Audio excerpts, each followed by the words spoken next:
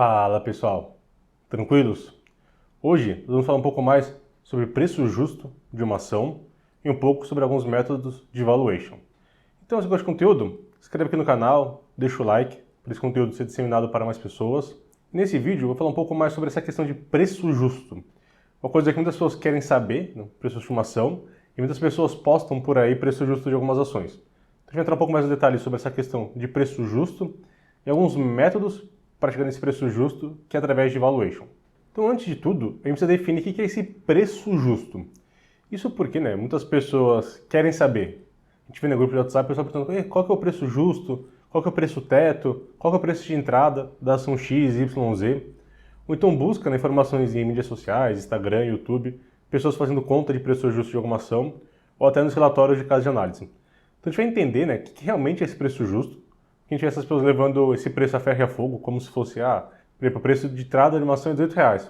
18,1 o pessoal já não compra. A gente vai entender um pouco mais qual que é o sentido desse preço justo, preço teto, para entender mais em detalhes, para vocês verem se precisam levar esse ferro a fogo ou não e como é que usa ele realmente na prática. Então assim, quando a gente acha um preço justo de alguma ação, tem N fatores e N cenários que podem influenciar nesse preço justo.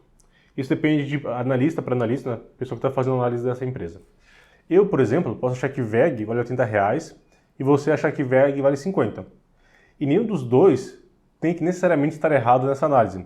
Os dois, inclusive, podem estar certos. Porque eu comentei, depende de alguns fatores para você achar esse preço justo, e a gente vai comentar um pouco sobre eles. E antes de entrar um pouco nesse detalhe de quais fatores que afetam um preço justo, eu vou até comentar um ponto específico sobre casas de análise. Isso porque eu vejo muitas pessoas, nesses grupos que eu comento que eu participo de WhatsApp, levando muito em termos pejorativos, em termos errados, como o fulano de X indicou compra, então eu vou vender. Ou fulano de Y falou que o preço teto é X, eu vou comprar mais barato ou mais caro. Depois eu vou fazer um vídeo de como vocês devem usar uma casa de análise. Porque vocês devem usar aqueles relatórios, aqueles preços tetos, para vocês entenderem o que está sendo falado ali, e não simplesmente levar uma informação para casa e tomar aquilo como verdadeiro. Porque, como eu falei, tem muitas essas groselhas circulando em grupo de WhatsApp e grupos gerais de investimento, nesse sentido, fulano de tal recomendou compra, então eu vou vender. Eu vou fazer sempre operação oposta desse investidor, desse analista. Então a gente vai entender um pouco mais nesse vídeo depois como você deve usar uma casa de análise. Então agora entrando nos fatores que influenciam essa análise, esse preço justo. Um dos principais pontos é o custo de capital. O que é esse custo de capital? Grosseiramente, a gente pode falar que é a taxa mínima requerida que o investidor tem para investir nessa ação. Então se o custo de capital, por exemplo, é 10% ao ano, você quer que pelo menos esse investimento te retorne 10% ao ano. Mas outro ponto, você, por exemplo, pode querer ter uma carteira ali que te retorne 10% ao ano. Só que, por exemplo, você pode pedir uma taxa maior para investir em Oi do que você pede para investir em Itaúsa. Porque são investimentos diferentes, cases de investimento diferentes, então você pode pedir taxas diferentes para eles. O que isso nos retoma? Para você, pode ser que talvez VEG seja algo muito complexo de entender, você não entender direito o que eles fazem, mas, por exemplo, o Itaú é algo muito mais do seu dia a dia e você se sente mais confortável em comprar essa ação. Então, o seu custo de oportunidade, o seu custo de capital para investir em Itaúsa ou Itaú pode ser muito menor do que VEG ou vice-versa. Então, além do case específico, depende do seu apetite ao risco versus esse investimento que você está fazendo. E aí vai depender do seu conhecimento que você tem no case, das premissas, se você está confiante ou não que você está colocando lá. Então, esse custo de capital pode ser, por exemplo, 10, o exemplo que a gente está fazendo, mas a cada indefinições que você tenha ou incertezas, você vai tendo mais risco. Então, você acha que o seu julgamento da empresa está um pouco errado, então põe mais 1% de... Tivemos um errinho aqui na gravação, mas voltando no assunto. Quanto mais incerteza você vai ter, maior vai ser essa sua margem de segurança e seu custo de capital vai ficando mais caro. Então por isso que pode ser que eu acho que VEG 80 é barato e você acha que 60 seja barato. Porque minha margem de segurança pode ser muito menor do que a sua, eu tenho mais apetite a risco, ou então conheço mais a empresa. Então é importante vocês entenderem que isso é uma das premissas. Uma outra muito importante é o crescimento da empresa no longo prazo e o crescimento das receitas. Então isso, você pode fazer projeções para o cenário X da empresa e o Y. Aí sim, um vai estar mais certo ou mais errado, dado o cenário futuro. Mas a projeção pode ser uma projeção mais conservadora, a minha pode ser mais arrojada. Então por isso tem essas diferenças, Então, principal, a previsão dessas receitas de crescimento e o custo de capital. Cada um vai ter o seu e aí você vai ter essas diferenças. O custo de capital, tem a forma correta, que a gente pode colocar assim, de se calcular, que é através dos livros textos, que é o WACC, que é o Weighted Average Cost of Capital. Depois eu vou fazer um vídeo explicando só o que seria o WACC, mas você pode também determinar como fosse um custo que você quer, um valor mínimo que você exige de rendimento para esse papel que você está comprando. Então esse é o principal ponto, quando você vê esse valor, preço de 80, 50, entende que tem premissas por trás que pode depender de cada pessoa. Então tente buscar entender quais são as premissas que está por trás daquele valor, para você, aí sim, você concorda com a premissa ou não. Porque se você concordar com as premissas, pode ser que aquele valor, né, o valuation no final do dia é só conta, pode ser que esteja certo. Pode ser que você concorde e compre essa ação. Mas se você não concordar com as premissas que estão lá atrás, por mais que a ação esteja barata, né, em relação a esse preço-alvo, pode ser que você não concorde e você não compre elas. Então agora a gente vai falar um pouco mais, né, de valuation, os métodos de valuation que existem e como se pode chegar nesses preços justos. Basicamente, o valuation seria quase que uma arte, né, de chegar na valorização, né, num preço de estimação. A gente tem algumas ferramentas para chegar nesse preço justo, que a gente vai comentar elas. Mas um ponto importante, né, valuation não é uma ciência exata, por isso, né, que a gente considera como se fosse uma arte. Isso porque a parte matemática em si não é tão difícil. Complicado é fazer essas projeções de formas corretas e a parte contábil que está por trás. De resto, assim, colocar na fórmula é bem mais tranquilo. Então, o primeiro ponto, né, que a gente vai falar é basicamente através dos múltiplos, né?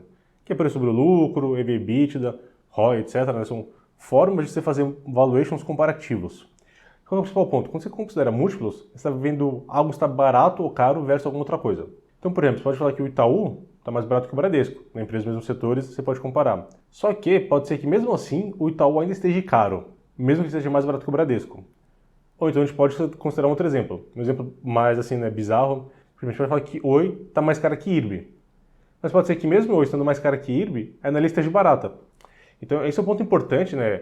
A análise de múltiplos é uma análise bem simplista, então é uma análise bem fácil, né? E normalmente valuation mais simplista normalmente não te dá os valores tão certos, né, ou tão precisos, mas você pode entender assim, algo está mais barato que alguma outra coisa, mas pode ser que mesmo assim ele esteja cara.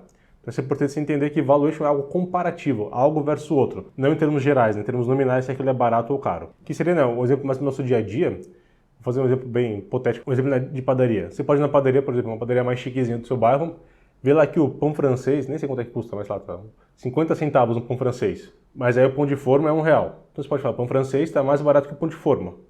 Mas pode ser que na sua padaria, que você costuma comprar sempre, pão francês é 20 centavos. Então ele está mais barato que algo, mas mesmo assim ele está caro. Então você tem que entender essa questão que múltiplos é comparativos, um versus o outro, não em termos nominais e absolutos. E um ponto, por exemplo, de ressaltar, assim, né, que deixa o valuation por múltiplo ineficiente, é que múltiplo normalmente é coisas do passado. Então pega dados do passado, não do futuro. Quando é valuation, né, você está querendo comprar a empresa daqui para frente. Ela pode ter sido a melhor empresa do mundo nos últimos 2 anos. Se ela for a pior dos próximos 3, que é quando você está comprando, não faz sentido nenhum. Então é um ponto importante de você entender é valuation por múltiplos, só comparativos e ainda é passado, não reflete o futuro da empresa. E agora entrando numa forma de valuation talvez um pouco mais aceitável hoje em dia, né, que seria mais ou menos, basicamente o modelo de Gordon ou DDM, né, o Dividend Discount Model, que é bem simples, eu vou deixar passando por aqui, né, a fórmula. É basicamente o dividendo do ano seguinte dividido pelo custo de capital menos o crescimento na perpetuidade da empresa. Essa fórmula você pode usar para a maioria das empresas maduras, então, assim, empresas que já chegaram basicamente no seu crescimento máximo e vão crescer em linha com o PIB do país ou um pouco acima. Então esse é um ponto importante. O modelo de Gordon, né, ou de dividendo, é para empresas maduras. Não vai crescer pegar, por exemplo, um Banco Inter, Sinqia, sei lá, qualquer empresa que esteja ali, até a própria Sanepar, algumas empresas de saneamento que não estejam tão maduras assim, e aplicar essa fórmula para essas empresas, porque você não vai conseguir chegar no valuation certo delas. Isso aqui é realmente usado para empresas que são mais maduras e elas aceitáveis para isso. Uma aqui, né, que está considerando que basicamente o dividendo é todo o fluxo de caixa que você ainda vai receber. Isso depende do payout, etc. Então, assim, não é uma forma 100% correta, né, assim, em termos contábeis e também de finanças, mas você pode sim considerar uma forma mais básica assim, de fazer um valuation para empresas maduras que até é bem aceitável. Assim, né, o KE da fórmula é o custo de capital, né, que a gente já comentou um pouquinho, que pode ser o A, que então aquele custo dependendo da sua margem de segurança, etc. E o G, que é o crescimento, se empresas maduras não vão crescer muito mais do que a inflação, né, do que o PIB do país, porque se a empresa crescer na perpetuidade 5% acima do PIB, depois de um tempo ela vai ser maior do que o próprio país, né? Isso não pode acontecer. Mas então, né, você pode colocar sempre ali 2%, né, 100 ou 200 basis points acima do PIB do país, né, do crescimento esperado para o país, que aí você pode chegar próximo ao crescimento da propriedade dessa empresa. Então não pode fugir muito disso. E o dividendo do ano 1, basicamente, né, é o dividendo que você vai ter no próximo ano, expectativa desse dividendo. E aí nessa conta chega no preço justo da ação. Tá? Então se estiver acima desse preço, quer dizer que ela está cara, se estiver abaixo desse preço, quer dizer que ela está barata, dadas essas premissas que você está assumindo de custo de capital e o crescimento da empresa.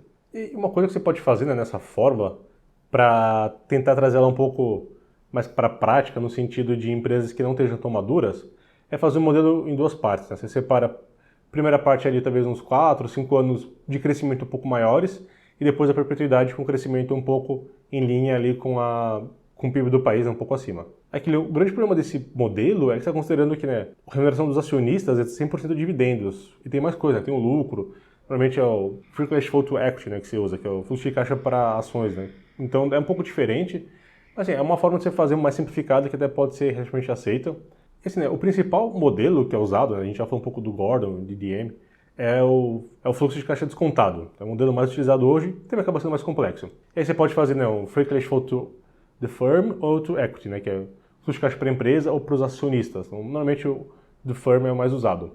Vou deixar passando um vídeo por aqui, que já fez uma série logo no começo do canal sobre esse assunto, caso queira dar uma olhada. Eu não vou entrar no detalhe dele aqui hoje, porque esse é um modelo bem mais complexo, assim, né, tem cursos muito extensos sobre esse assunto, então, mas vocês entenderem qual é o modelo mais usado, e é um modelo também que você pode usar meio que para qualquer empresa, porque você pode dividir crescimentos exponenciais, depois crescimentos medianos, depois crescimentos maduros. Você pode fazer de várias formas, né? Quebrar, né, a fórmula em vários crescimentos da empresa para realmente ajustar para cada caso. Então, é um modelo mais flexível, mas também é mais complexo, que também tem mais premissas no meio, então você tem que entender mais do business da empresa para conseguir fazer. E agora já para o bônus final desse bate-papo de hoje, que é, eu vi alguns vídeos, né, e alguns posts no Instagram sobre a questão de preço justo, que é que me deu esse alerta para fazer esse vídeo. E essas fórmulas, né, que tinham eram muitas usadas do Benjamin Graham, que era que você pegava 22,5 vezes o VPA vezes o LPA, né, que é o valor patrimonial por ação e lucro por ação. Você tira a raiz disso e aí você chega no valor justo da empresa. Se você viu por aí qualquer valor justo feito dessa forma, assim, ignora. Uma coisa que você pode fazer. Fazer essa conta, não fazer nada, você não fazer nada, porque você não perdeu tempo da sua vida. Isso por quê, né? Primeiro ponto, valuation. É daqui para frente a empresa. Só usa basicamente o patrimonial passado e lucro por ação passado. Se fosse projeção de lucros futuros, beleza. Então, assim, tem alguns pontos que fazem com que essa fórmula, né, não seja nem um pouco aplicável hoje no mundo, e ainda por cima com todos esses métodos que nós temos hoje. Pra você ter uma ideia, né, essa fórmula está num livro que ele escreveu em 1949. Então de lá para cá, né, muita coisa evoluiu. E aquilo era uma excelente fórmula para você usar talvez no passado, comprar boas empresas, mas hoje ela acaba sendo muito simplista. Então é muito melhor vocês nem fazer essa conta para não ter um viés ali errado, do que provavelmente gastar algum tempo fazendo essa conta. Então, né, os principais pontos que você não deve considerar isso, só considera passado, é uma fórmula muito antiga.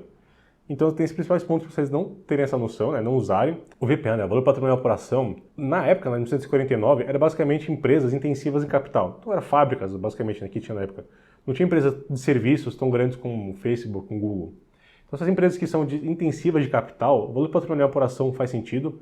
Tanto é que o preço, o valor patrimonial era sempre muito próximo a 1 e um pouquinho. Porque, né, também nesses vídeos de valuation que eu fiz naquela série, tem uma explicação um pouco melhor, pra vocês entenderem. Mas basicamente, né, quando você tem intangíveis de uma empresa, como uma marca, é muito difícil de metrificar isso.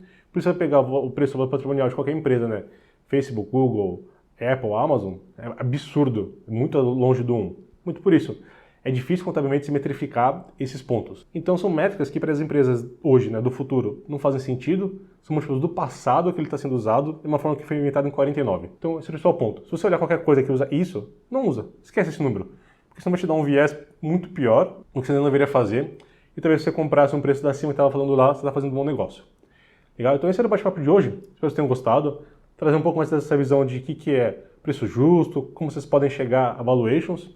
Caso vocês queiram vídeos mais específicos, tudo caixa de contado, ou explicando um pouco melhor essa fórmula e por que eu não concordo com ela, deixa nos comentários que eu faço vídeo para vocês com um bate-papo um pouco mais completo. Espero que tenham gostado. Por favor, deixa o like, se inscreve e até a próxima.